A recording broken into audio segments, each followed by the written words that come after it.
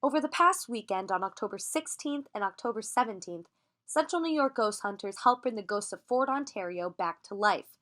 The Central New York Ghost Tour is a popular event that happens only once a year to get the community into the Halloween spirit.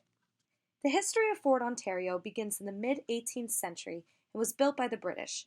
Since then, the fort has come across all walks of life and became a historical site due to its role in American history. According to Caroline Lammy, some of the most common ghosts at the fort link to the historical context. One of the stories that goes way, way back is the story of the red cap, which is French and Indian War. The French actually wore a red stocking cap, and every now and then a man is spotted with this long red stocking cap on. So yes, the history definitely plays a big part in the ghosts here. Not only has Lammy considered the fort to have a strong presence of ghosts, but even the Ghost Hunters television show recognized it as being one of the most haunted locations in the U.S. and used the fort as a subject in an episode. In order to hold on to this reputation, the CNY Ghost Hunters volunteer their efforts to keeping the visitors on their toes. Melissa Smith speaks on the process of the tour. What we do here is a little bit of show, presentation, and ghost hunting. So the first spot basically, and this year is a little bit different than what we've done in the past, but we're doing a little bit of history, showing the people who are coming in first all the equipment that we would use and what it does.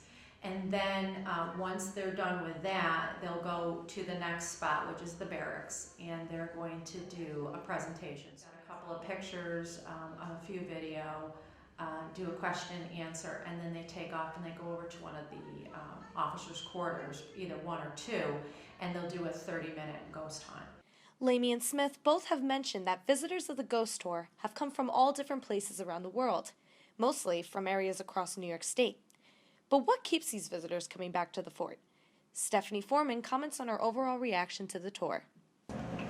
I would definitely come back. I would recommend it to most of my friends enjoy horror movies, and so I would like, and two of my friends have education majors, and they have concentrations in history, so I'm sure they would appreciate the background of this.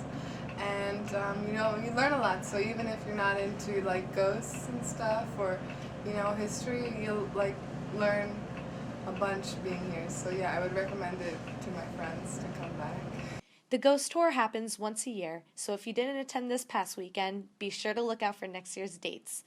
I'm Mia Sampson, reporting for the Oswegonian.